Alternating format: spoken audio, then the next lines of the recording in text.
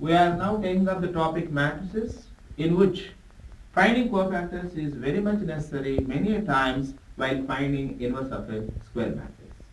For example, you are given a matrix A with the elements 2, 4, 1 in the first row, 3, 8, 5 in the second row, 1, 2, 6 in third row. You know a method of finding the cofactors which is somewhat confusing for many students, and you will be getting the cofactors like this, but now we will discuss a different and easy and shortcut method now. Let us see how best we can do. We have to start from the central element 8. So you see carefully what I am doing. Next element you write down. That will be 5. In the cyclic order in the same row, after the 5 you come to 3. Come back to 3 and then end with the first element 8.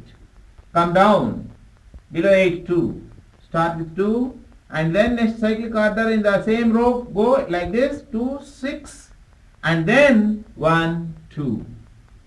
Come to the top row then. Again if you follow the same order 4 1 2 4 and close this with the same top row like 8 5 3 8.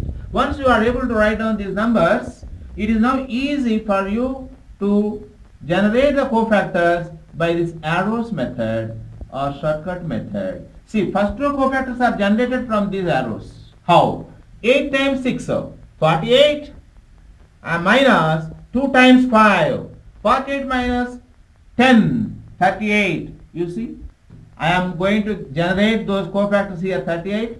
Similarly, next cofactor will be 5 times 1, 5 minus 6 times 3, 18. 5 minus 18, how much? Minus 13.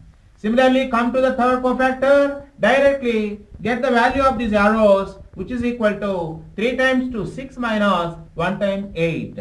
6 minus 8, how much? Negative 2. See, you need not bother about changing the sign or not changing the sign. Directly get the values of these arrows, products. 2 times 1 minus 4 times 6, 2 minus 24, minus 22.